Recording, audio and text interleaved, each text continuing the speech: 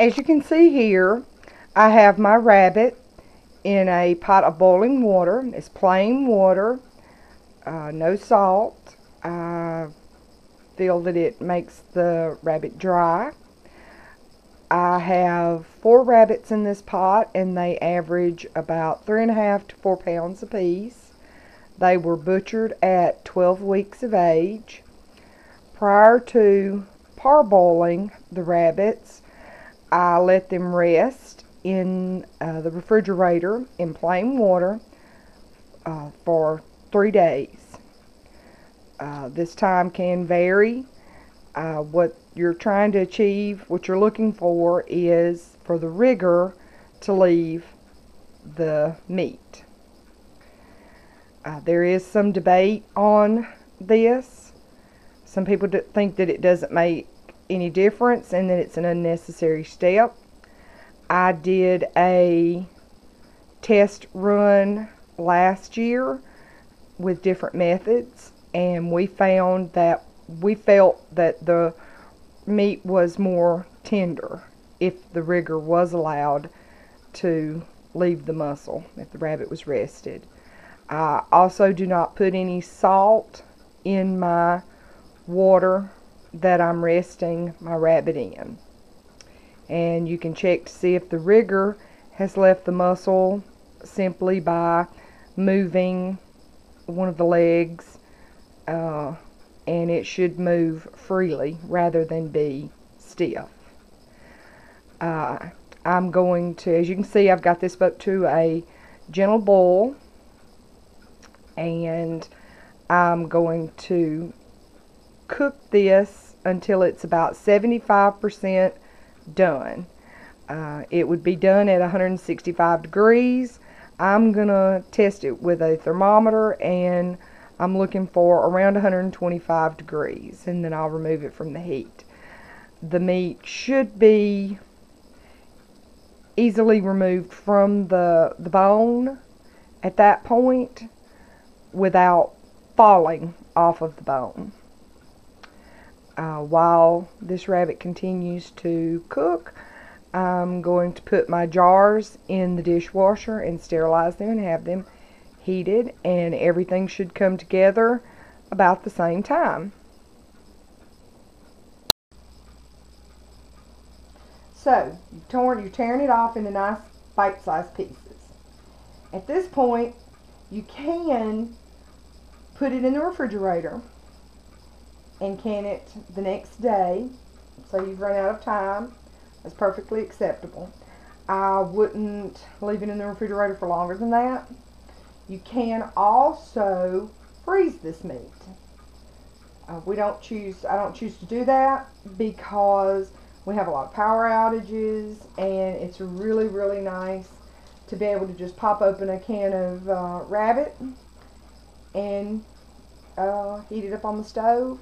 Add some seasoning and spices to it. You can make fajitas, soup, anything that you can use, that you use chicken with, you can use rabbit.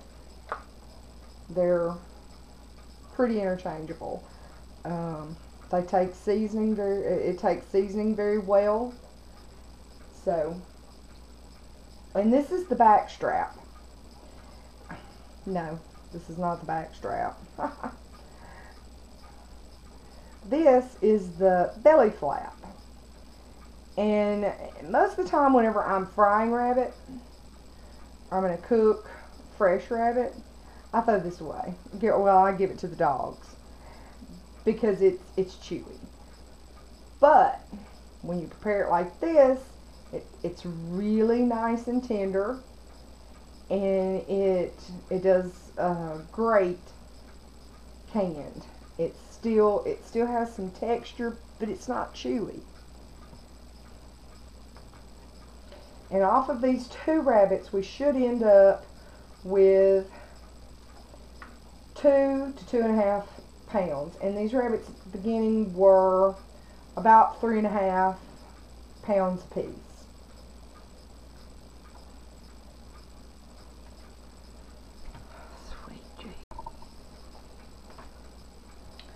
Okay, so you can see here that I've deboned 2 rabbits.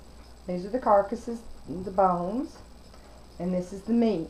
Off of these 2 rabbits, I got 2 pounds of meat. And you can see that I've pulled them into bite-sized pieces, and they're either ready to can, or you could put them in the freezer. I generally, if I'm going to put it in the freezer, then I do it in 1 pound bags, because most recipes for, you know, a small family, it's just 2 of us. 1 pound is just the right amount for 1 meal and leftovers. And so there you have that step.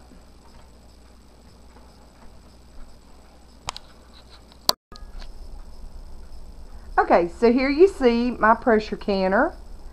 I'm using my canning rack in it. It's the same one that I use in my boiling bath canner. I have 4 jars of rabbit already in the canner. There are 3 quarts of water in the canner also. You'll want to look at your manual and see what it recommends. It's going to vary depending on the size of canner that you have. And I'm going to finish the other 3 jars and put them in here, and we'll go on to the next step.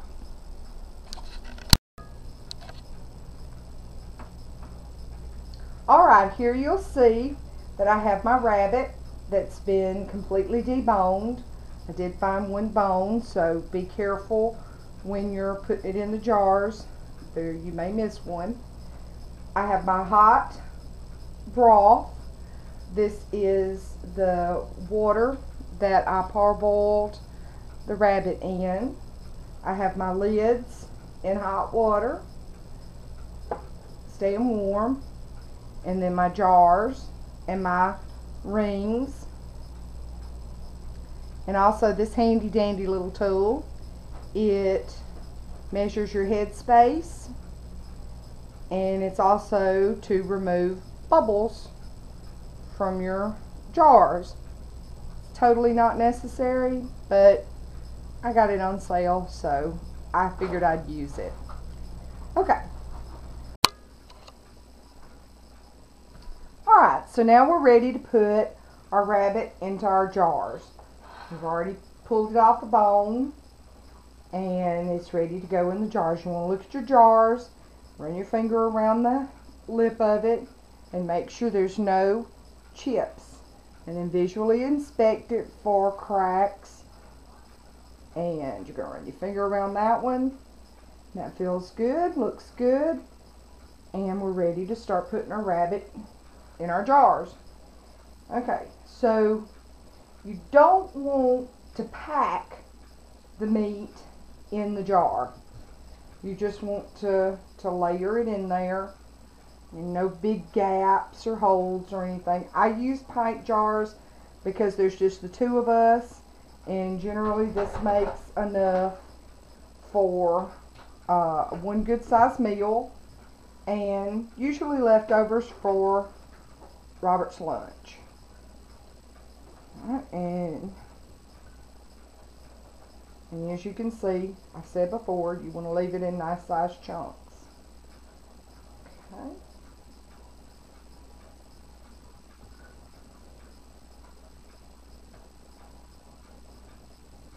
Doesn't look like I'm going to have enough to do a whole another jar here.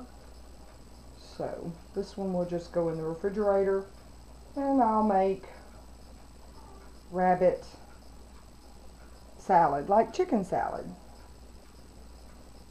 Again, you can use rabbit in any recipe that calls for chicken. It's a really mild flavored meat, especially home raised. Okay, that looks good. Then you're going to take your broth. This is the broth that I parboiled the rabbit in. if you don't have your broth, you didn't save it, or for some reason you just don't want to use it, you can use chicken broth. But I do recommend that you use unsalted. I'll ladle this in there.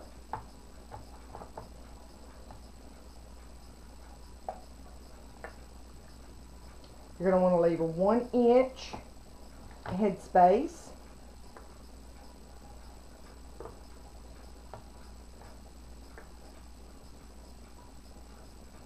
That looks pretty close. And I have this handy dandy little tool that measures headspace. This is 1 inch from here to here. And you just place it on the lip of your jar. And I don't know if you can see that or not, but I guess pretty close. It's just barely touching. Also, you can use it to remove bubbles from your jar. This isn't necessary, but it was on sale, so I got it, and I had it, and I'm using it. Next, you're going to want to take, and I use a paper towel. You want to wipe very carefully the lip of your jar. I usually go over it a couple of times. You want to make sure there's no fat or residue or bits of rabbit on the lip of the jar. When you put the lid on there, if there is, it won't seal. And I hate more than anything a jar that doesn't seal. You're going to take your ring. You're going to visually inspect it also. You don't want it to have any rust or be warped or bent in any way. And you just put it on your jar.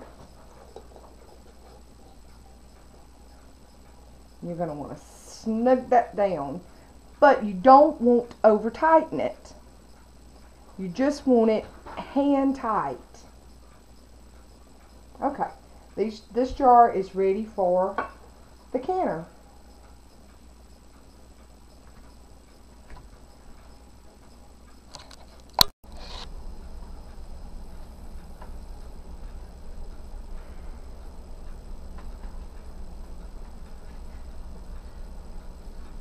Alright, so here you can see I have my rabbit in my canner, my pressure canner, and we're ready to put the lid on. Before you put your lid on, you're going to want to inspect your gasket and make sure that it is undamaged and it's not dry and that it's seated correctly. You can see that it's in good shape and it's seated all the way around. Okay.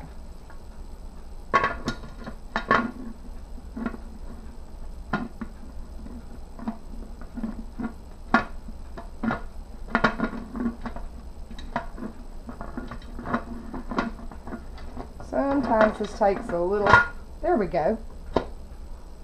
And then you twist it.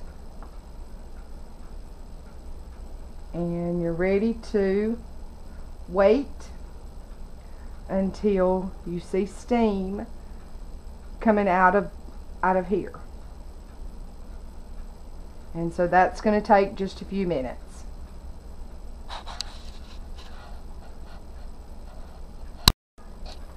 Okay, it's been about 10 minutes and you can see that there is steam starting to come out of the little hole here. And it's really hot, so you probably don't want to do that. But you'll be able to see it coming out, and there'll be a few little bubbles of moisture. So you're going to take your little weight gauge, and I have it set for 10 pounds of pressure. With my particular model, this is 5 pounds, just the weight itself. And with one ring, that's 10 pounds. And you just drop it on there. And now you're just ready to wait till it starts jiggling, which is going to take a few minutes. Okay, I wanted to get a little better view of this safety valve.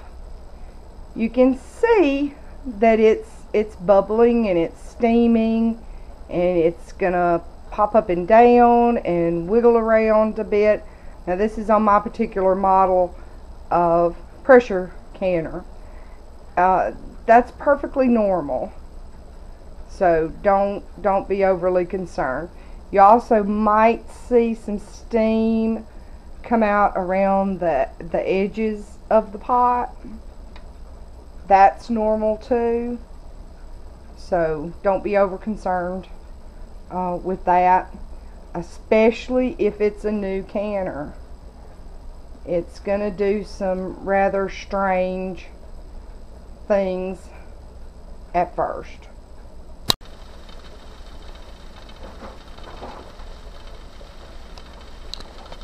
Alright, this little thing here is the safety valve.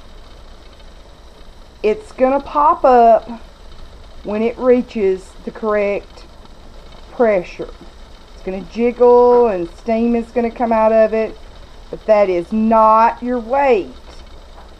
All pressure canners are different. It's going to depend on what model you have as to whether yours will have this or not.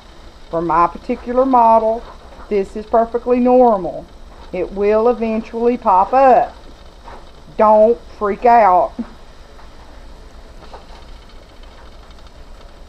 It should be just about ready to pop up here in just a minute.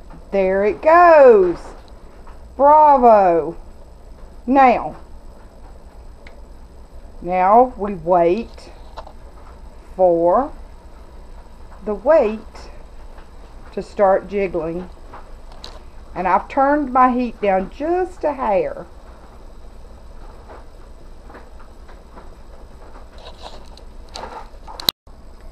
And depending on your stove, you're going to spend a lot of time, or I shouldn't say a lot, you're going to spend a fair amount of time standing here looking at this jiggler, willing it to do something. And here we see jiggle action. Yay! So we're going to start our clock now. It's 10:41 and time for an hour and 15 minutes. And this is about right. This is what I look for. I might turn it down just a hair, but you don't want to play with your temperature too much at this point.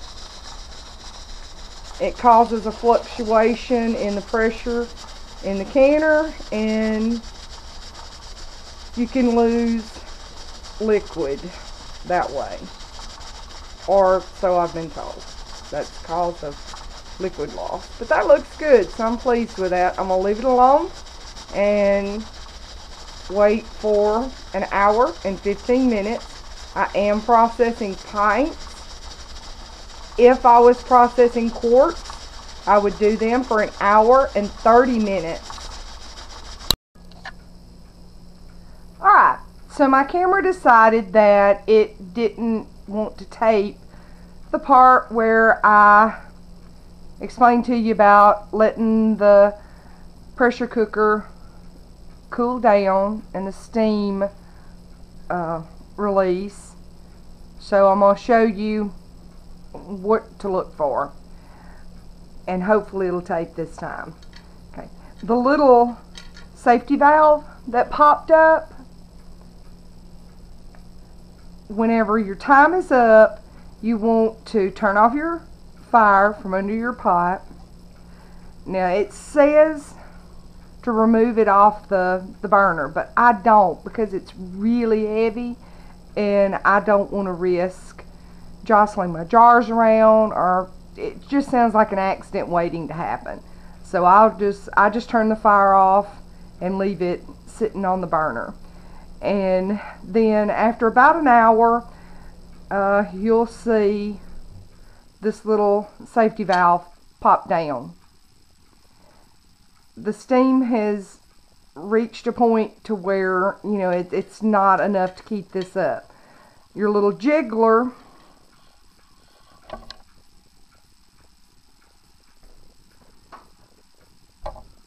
this little doohickey right here, is you want to just kind of tap it and make sure there's no pressure on it.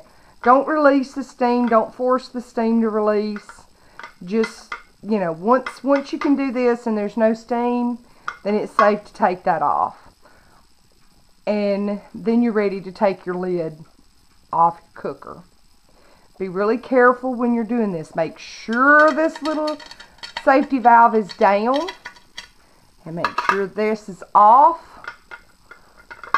before you remove your lid. Then you're going to take your jars out.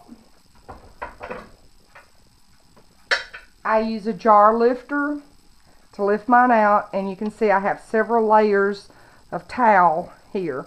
These are my canning towels, and so they're kind of stained up, but you want to make sure they're dry. You don't want to put a hot jar onto a damp towel. It can burst. And so once your jars are out on your towel, and you're going to want to take and snug the lid down, snug the ring down on the lid. And they're going to be boiling and bubbling and doing all kind of wicked looking things. Don't worry about it. That's normal. And just walk away from them. And you should start to hear some little ping noises. And that'll be them sealing. And once the jars are completely cool, you want to remove the lid, the rings, I should say, the rings, and check your seal. You can see I'm not putting a lot of pressure on that, but it shouldn't just pop off. So we'll do all of these and see if all of them sealed. Let's hope so.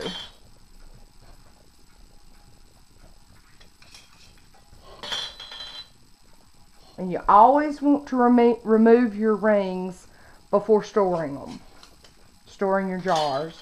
That way, if you do have a failed seal, you'll know it. If you were to leave the rings on and the seal was to fail, it could possibly reseal, causing a fake seal, a false seal. And you'll want to, you know, check the centers, make sure they're all down. And they are. And so that is how I can rabbit. I hope this video has been helpful and entertaining and informative. I apologize for all my goofs, and if I left anything out, I would appreciate you mentioning it. And if you have any questions, feel free to ask those too. Thank you so much for watching my video.